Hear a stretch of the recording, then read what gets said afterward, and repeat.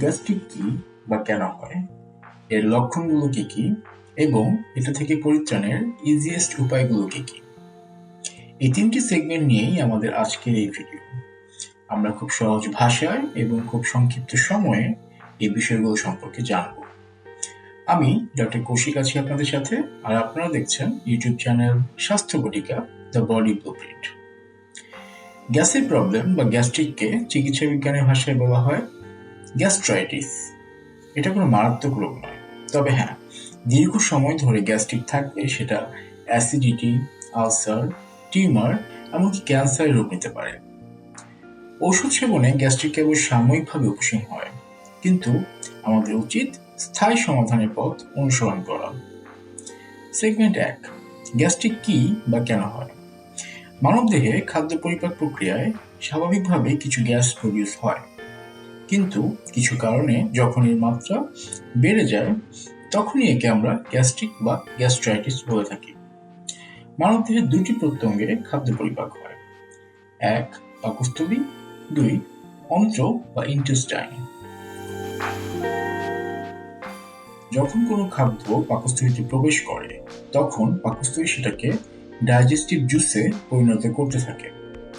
এই digestive juice তৈরিতে পাকস্থলী গ্ল্যান্ড পর্যাপ্ত পরিমাণে হাইড্রোক্লোরিক অ্যাসিড নিঃসরণ করে। সেই সাথে কিছু গুড ব্যাকটেরিয়া যেমন ল্যাক্টোব্যাসিলাস, বিফিডোব্যাকটেরিয়াম দরকার হয়। সেই সাথে কিছু এনজাইম যেমন পেপসিন, গ্যাস্ট্রিক লাইপেজ, অ্যামালিজ ইত্যাদি প্রয়োজন হয়। গুরুত্বপূর্ণ বিষয় হলো, কোনো খাবার পাকস্থলীতে পাচিত হতে যতক্ষণ সময় প্রয়োজন তার চাইতে বেশি সময় অতিবাহিত হলেই উৎপন্ন হতে থাকে অতিরিক্ত গ্যাস। এরপর পাকস্থলী থেকে পাচিত খাবার চলে যায় অন্ত্রে, যেখানে ওই খাবারসমূহ থেকে নিউট্রিয়েন্টস নিঃশেষিত হয় এবং বাকি অংশ মলের মাধ্যমে দেহ থেকে নির্গত হয়।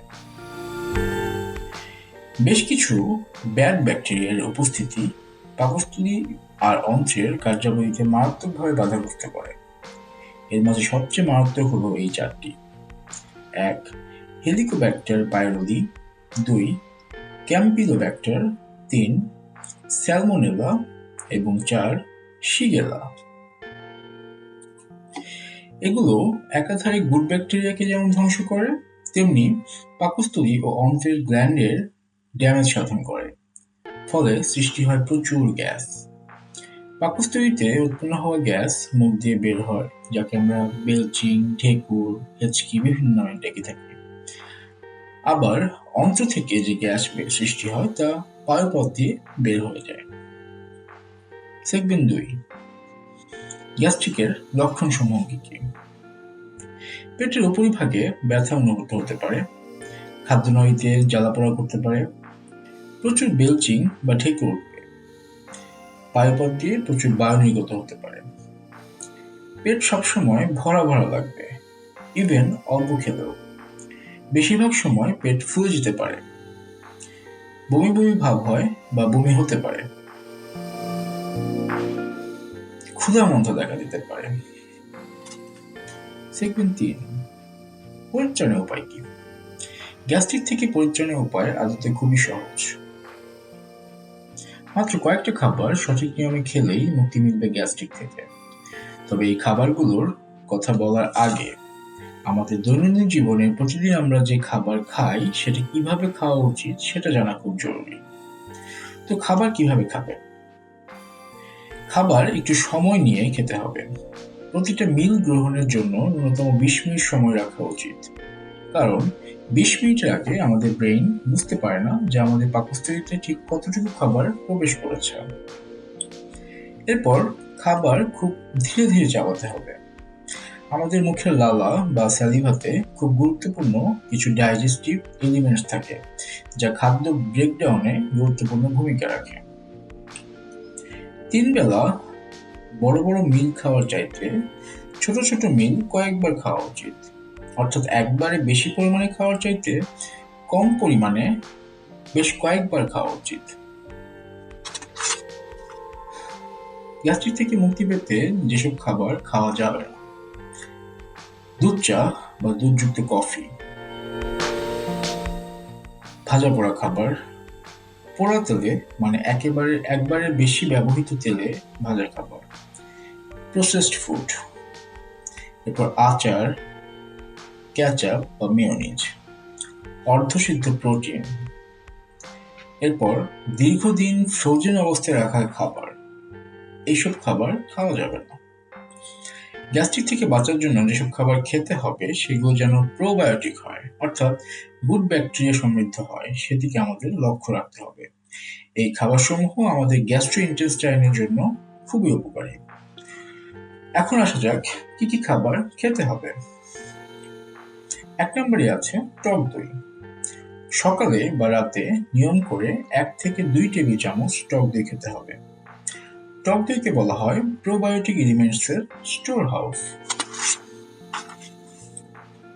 2. আদা। সকালে 50 গ্রাম পরিমাণ আদা একটু ছেঁচে কুসুম গরম পানিতে খেয়ে নিতে হবে, সাথে কিছু পুদিনা পাতা যোগ করা যেতে পারে। এরপর হলো অ্যাপল সাইডার ভিনেগার এবং মধু। কুসুম গরম পানিতে 1 টেবিল চামচ পরিমাণ অ্যাপল সাইডার ভিনেগার এবং 1 চা চামচ পরিমাণ মধু মিশিয়ে দিনে 2 থেকে 3 বার খেতে হবে। ডাবের পানি। সপ্তাহে 3 দিন 200 ml থেকে 250 ml পরিমাণ ডাবের পানি খেতে হবে। ফলের মধ্যে কলা, পেঁপে এবং তরমুজ খেতে হবে। একদিনে এর যে কোনো একটি ফল খেলেই হবে, 3টি ফল একই দিনে খেতে হবে এমন নয়।